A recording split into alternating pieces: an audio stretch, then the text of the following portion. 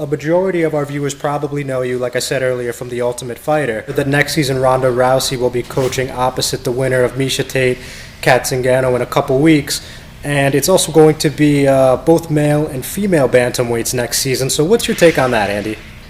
Well, I mean, there's no doubt in anybody's mind at this point that Ronda Rousey has done incredible things for the sport of MMA, for women in particular. If it would, in my personal opinion, they shouldn't mix men and women in the house, just because, you know, there's already enough of the drama and things of that nature that tend to become too much part of the show. And I guess some of the viewers like it, but you know, now you're mixing men and women, and then you're going to have like possible sexual tension between athletes, and you know, are they going to choose to show any of that? Are they not? And you know, is it going to become basically the real world with fights at the end? You know, and that's for in my opinion, it's like the whole purpose of The Ultimate Fighter originally was to show the whole world that, hey, these guys aren't just stupid thugs, that they're well-trained, intelligent athletes.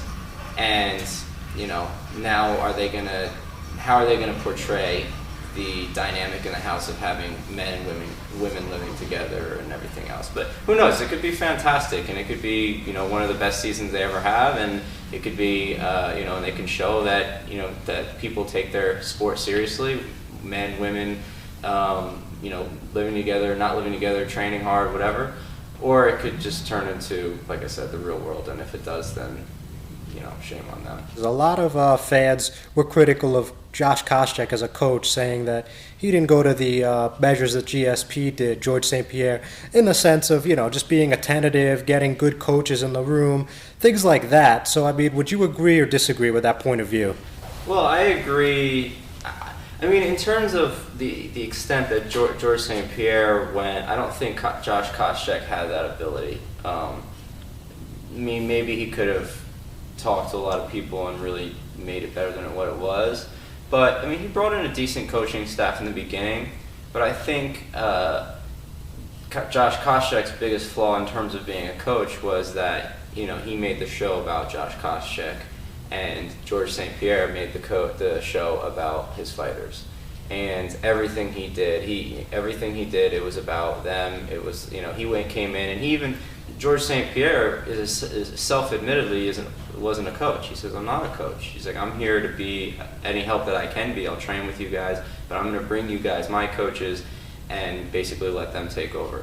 Where Koscheck said the same thing, he's like, oh, you know, I'm going to bring my coaching staff, but he took control, he took the reins, and he, you know, I don't know what he was trying to do. He made us do things that didn't really make sense in terms of, like, you know, cardio twice a day and ridiculously long cardio sessions and very little technical training. And you know, I think what happens with a lot of fighters when they get on The Ultimate Fighter is that, you know, they're on the show, and this happened with me, is you get on the show and you're like, oh my gosh, I'm here, I'm almost to the UFC, and you know, you're surrounded, Dana White's in the room, and you're part of this whole thing, but you kind of forget that you're already a professional. You already, for the most part, know what you're doing. Not that advice isn't worth something, but you already know what you're doing.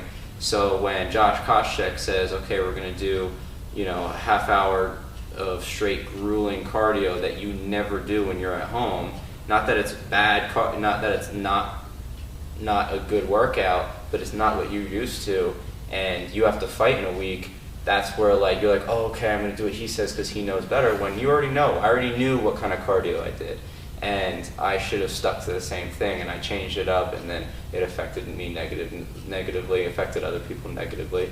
You know, not saying that's a reason why or why not anybody did well or didn't do well. It's just that, like, just like with everything else, with the cameras, with the interviews, with the following you around, everything just kind of, all of a sudden you're in a totally different environment, and I guess that's the point. They kind of just throw everything at you and they see how you react.